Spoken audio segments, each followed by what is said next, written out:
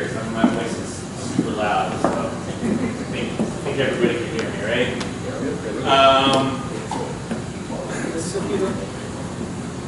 Thank you.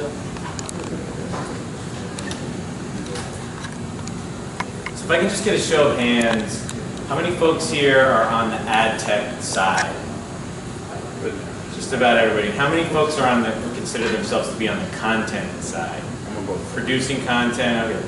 Okay, so that's what I was hoping to hear. So, all right, there we go. Okay, so again, my name is Mike Cassetta. I'm the VP of New Business Development at Frankly. I get to work with Esmeralda every day. She has taught me so much about ad ops in just a few months together, so that's been amazing. So thank you. Thank you to Aditya and Manish and everybody at Yucta for having us here.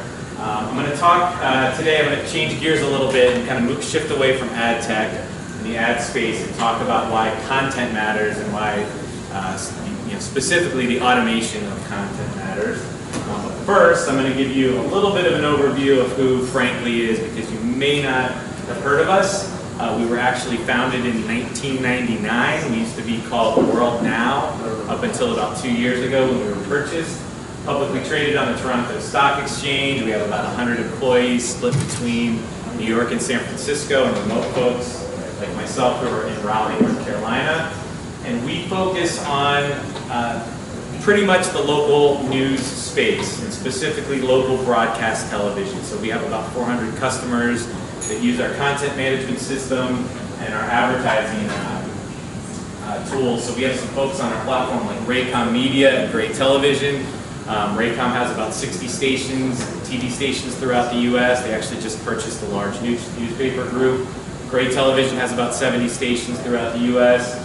Some medium-sized groups like Meredith Television, News 12. So if you live in this area, you're probably familiar with News 12. If you go to their website, use their app, watch video on their platform, that's through us. And then we have some non-broadcast clients like RFD TV, who's in the cable space, and Andor, who's in the entertainment space. So much bigger roster than that, but that should kind of give you a sense of who we are.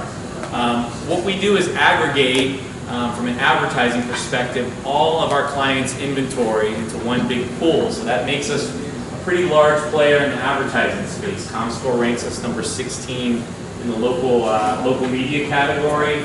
And so our 400 sites do about 80 million monthly uniques, almost 500 million page views each month, 2.5 billion monthly ad impressions, and 16 million video impressions a month. So we command pretty good rates in the marketplace, and we're one of the few who is proud enough to call ourselves a Google certified publishing partner. So we actually are a DFP reseller, DFP premium reseller, one of the few in the space.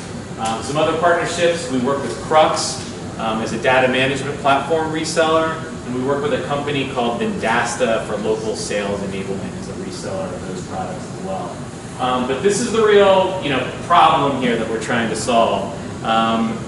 As a content producer, somebody who's creating articles and videos, your job has become very, very difficult. It used to be that you just had a website to worry about, and now you have a desktop and a mobile website to worry about. Now you have mobile apps to be concerned with. You have connected devices like TV apps like Apple TV, Roku, and Amazon Fire. You've got video, you've got social media, and what we hear over and over is that content publishers are spending all of their time not focused on the content, but about getting all their content out to all these places at the right time. So our goal as a company is to reduce the number of tabs that people have open on their desktops. Plain and simple, right?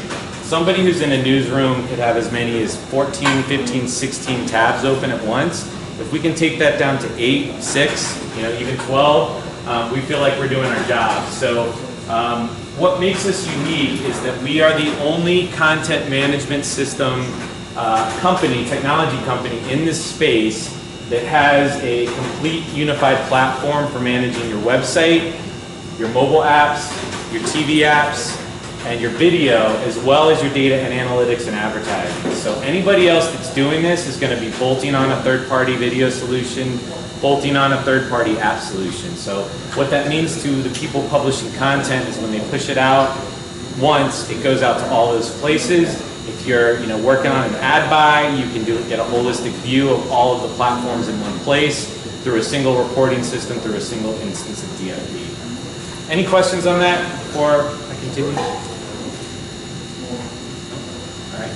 So back to kind of why content matters, why content automation matters.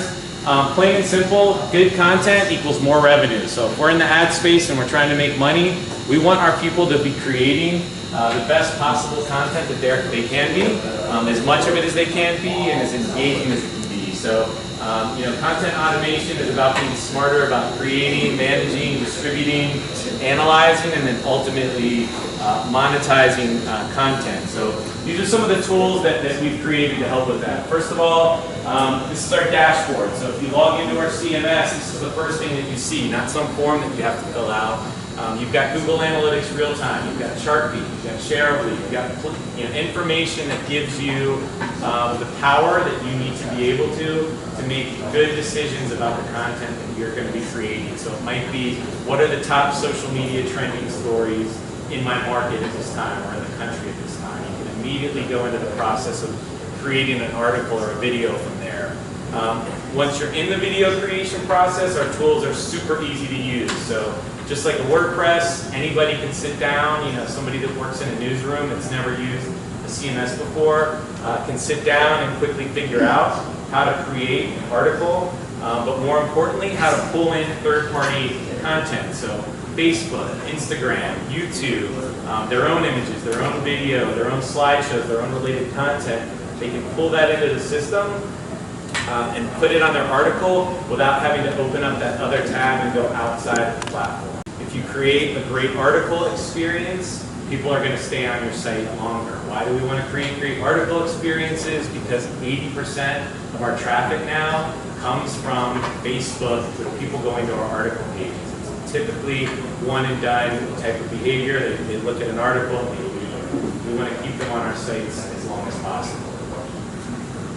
Once you've created your article, we've developed something called rules-based automation. So what that does is it automates tasks. If you're a sports reporter in Kenosha, Wisconsin, and you published an article about the latest local ice hockey state championships, you can press the ice hockey state championships rule, and your content immediately goes out to all of the sections on the site that it needs to. It notifies the news director. It says it's going to archive this in 2 weeks, and does all that at the push of a button, reducing error and enabling our folks to focus on the content and not where it goes and when it should come down and how it should appear. So these rules, by the way, can be evergreen, so they can be breaking news, crime, those types of things, but they can also be created on the fly. So like the NFL, Trump kind of incidents going on this weekend, you can create a rule around that and make sure that any content that you create on that topic has those tasks automated. So social media is part of this as well. So as soon as you publish a piece of content, you can push it out to Facebook, to Twitter, to other social media spaces, Facebook Instant Articles, at the push of a button. If you want to tweak the headline or some of the text, you can certainly do that. The idea there is to schedule that or have it happen immediately. So this whole kind of content publishing mechanism is about as automated as we can make it be, right? From a content sharing perspective, if you're Raycom and you've got 30 sites, most of which are located in the Southeast U.S., you don't want to have each site having to build out its hurricane section. So our content sharing tools enable those sites to, one can build a section and then they all can benefit from the content and customize it as they see fit. Our video tools, as I mentioned, are integrated into the CMS. So live streaming, video on demand is all in the system. If you're creating a clip, that clip has some great images, you want to turn those images into a slideshow. There's no copying and pasting, you're doing all of that inside the CMS in one spot in just a very few number of actions. So that's kind of the back end. On the front end, it's all about kind of continuity across these platforms because we're not bolting on third-party solutions. A user is going to have the same experience or similar experience whether they view our content on desktop web mobile web, mobile apps. So if you've spent all this time kind of creating this gorgeous story with Facebook posts inside it and slideshows and things like that, those are all going to show up on your apps as well, which is not the typical experience when you're outsourcing your apps to a third party. Speaking of apps, we do include weather across all of our platforms, even in our TV apps. So if you're on our Apple TV apps or Roku or Fire, you can get the local meteorologist forecast as well as like a WSI forecast, more data-driven forecast. In both of those places, those are our clients' kind of biggest commodities. So we pride ourselves on kind of having this consistent experience across all of these platforms. Any questions? All right, so that's kind of a quick overview of some of the tools that we use to help automate what we do, but the tools are only as good as the people that use them, right? So a big part of what our company does is go in and kind of consult and help our clients follow best practices, learn best practices, but then also follow best practices so that their sites can be more engaging and get more traffic and ultimately generate more revenue. So when we go in, we'll do a day-and-a-half workshop, at a local TV station. Let's say it's Wave 3 in Louisville, Kentucky. We'll often talk to them about prioritizing quality over quantity. A lot of folks are churning out 800, 1,000 news articles a month. And you've probably all been on news sites where, you click on an article and it's, 3 sentences long, there's no images, it's a terrible experience, and you leave. We talk to them about maybe, dialing back that number, doing 500 stories a month, but making sure that the 500 stories that you do have on your site have good articles and slideshows, have related videos, have Facebook posts and more engaging aspects to them that are going to keep people on the site longer, viewing more pages and consuming more ads. We work a lot with our clients on social media. So I was just down last week in Joplin, Missouri. It's right on the Route 66, the corner of 4 states. And we looked at this top Facebook post over an 8-month period for this TV station, right? So from January to the end of August, this was the most engaging Facebook post on their site. It had like 1,500 likes, it had a couple hundred comments.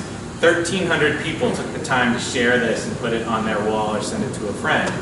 But it's missing one very important thing, which is the link back to the site, right? So sometimes it's like, these simple best practices that, people forget, but, for us, we're telling them that's, 3,000 opportunities that they missed to drive traffic back to their website, back to the mothership, where they could have actually monetized it, because they're not monetizing this on Facebook. So we pull that kind of data, we show it to them, we work with them and kind of remind our clients that that's key, as is SEO. So we work with a lot of TV folks that write great for TV. It's not the way that you write for the web. People search for content much differently than they do when they're watching something on air. So SEO is a big part of what we do.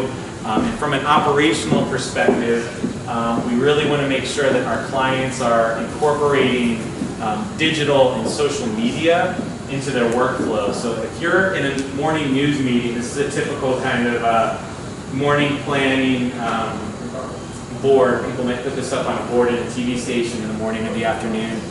In the old days, you used to just kind of figure out where was your crew going to go to cover this article, how was it going to be covered on TV, but it's only a recent evolution to start thinking about how is this going to be covered on our website and on social media as well. So this is something that we really push our clients to focus on, assign specific responsibilities, and make digital a priority. Okay, so this is just a case study that I'll leave you with, and then kind of a final thought. We started working with a station in my market a couple years ago, WNCN. They were dead last from a digital standpoint in the marketplace. Just kind of the terrible station in the market as far as their reputation was concerned. And the reason why they were up against some of the biggest players in the space, so WRAL, everybody's, I hope has heard of. They're one of the most kind of foremost prominent digital digitally thinking TV stations in the country. WTVD, which is an ABC owned and operated station, so they have the power of Disney behind them. And then McClatchy, which owned the News and Observer in the market. So these guys were dead last. We started working with them. We went back and did kind of fundamental best practices workshops over and over. They listened, they were engaged, they had nowhere to go but up. They were willing to try anything. And over a one-year period, they moved from last place, number 5, to consistently being number 3, and sometimes even being number 2. They won a Best Website Award from the Radio, Television, Digital News Association of the Carolinas. And then this is the most important part. They quadrupled their page views over an 18-month period, quadrupled their video views as well. And they tripled their revenue, more than tripled their revenue. So what we did from a content perspective had a direct impact on what their sales team did, right? They listened to the things that we suggested, driving audience back to the site through social, SEO, making their stories deeper, better, richer, and they ended up making huge gains in that market. So the lesson really is if everybody kind of works together in lockstep, you can be successful. And so I guess the final thing that I'll leave you here with is for those of you on the ad tech side, take the time to get to know the people that are producing the content on your platforms, right? It may just be simple things like sharing metrics. Maybe you've got a Google Analytics report that you want to get from them so you can see what the top most viewed sections of the site are. Understand what events are coming up so that you know what to promote, how you can monetize those. What we have found over and over, the lesson really is that when the content teams and the ad tech teams are in lockstep and working together, those are the most successful partnerships. And too often it's the other way around. So that's my speech. Sticking to it. Yeah. So I love that idea of the fact that you have the system that the push of a button can just distribute the content to the platform. You also talk about Facebook being such a big part of your traffic source. Is there any way to kind of have a syndication function in terms of making relevant content sites outside of the platform that could be relevant and bring more business that way? Absolutely. So that's a great question, and I didn't mention that. So we do it, we do that in both directions. So when I mentioned content sharing before, so that works in terms of content across. So let's say you've got 2 sites in the same group, and they want somebody creates a hurricane page, and they want Site A, one Site B to have that content. They can do that. Okay. There you go. But it also works for bringing content in. So we work with like the Associated Press, CNN Wire. We pull all that content into our system. It's automated. It shows up on their sites. They don't have to assign anything, and it works outwards too. So we have we work with like Rodale as an example. We help them push their content out to other partners. RFD TV is a client. If you're in Nebraska and you need ag news, that is the place to get it. So RFD TV pushes content out to our clients in the Midwest as well. So that's absolutely a huge part of it.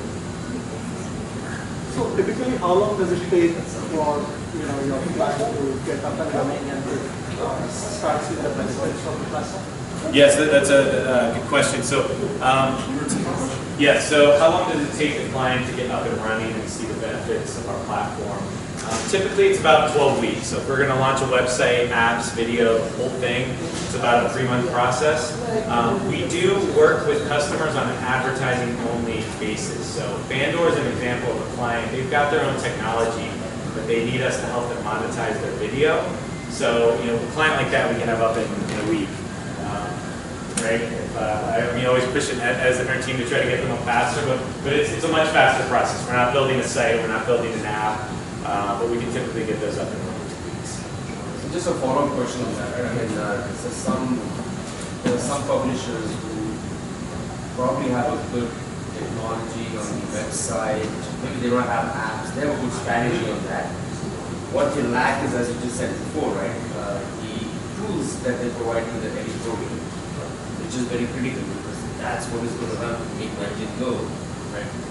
So do you work with clients where you can use your editorial tools, like what you showed us before, where you can pull all the wires in, you can create those articles and then still be able to use the website of the client Yes. with So API? we do. So you probably have a CMS on your end. Yep. So all these parts are kind of interchangeable. If I go back to the second or third slide that I showed, we I'm not going to worry about that. So yeah, somebody just wants our apps, they can use our apps. Somebody just wants our video, they can use our video. Just want advertising, they can use that. We have a full suite of APIs. So if you want to use all of our tools, but host your site, do your own site design, then you can use them. And the pricing of this is like SaaS based? How much is it? It is. There's typically a monthly license fee. There's variable rates around CDN usage, DFP premium, and so forth. Sometimes we'll look at a rev share deal, but yeah, it really depends on the client and the complexity of the needs are. You had a whole bunch of local TV stations as first 3 names, you said. Yep.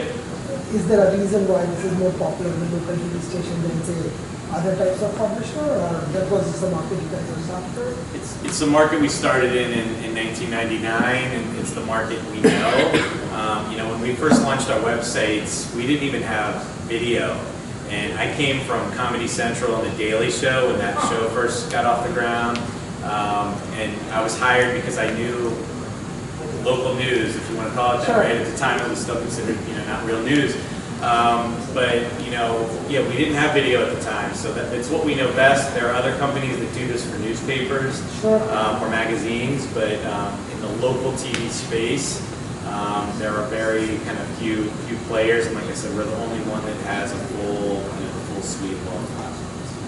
And it sounds like you work with the station groups as opposed to stations, or is it the other way around? It's a little bit of both. So, obviously we prefer to sign up, big station groups all the time, right? But, and the local broadcast space is changing. There's a lot more consolidation going on. So there's big, especially with the new administration, some of the laws are being relaxed. So some of these big groups like Nexstar are just, scooping up local mom and pop TV stations. But we work with a ton of, mom and pop ones as well. We've got probably, half our network is being up to all that as well. So beyond the TV stations, what would be the next, next target customer base that you would think of? Yeah, that's a great question. So within TV stations, something that we're focused a lot on is, he was asking what's the next kind of target for us. Within TV stations, we're all about OTT, TV apps. So we've developed our own apps. We've got Apple TV, Roku, Fire apps. We think that that's where a lot of the demand is going to be headed and where there's a lot of potential for revenue. We are starting to look internationally. We're starting to think about possibly getting into the newspaper space as well. So there's a couple of different ways that we could go, but we still have a lot to do in the TV space in addition to that. And then, and traditional publishers. So Ed and I are doing a lot of deals right now with just entertainment and any kind of website, sports websites, entertainment websites. That's right. Any other questions?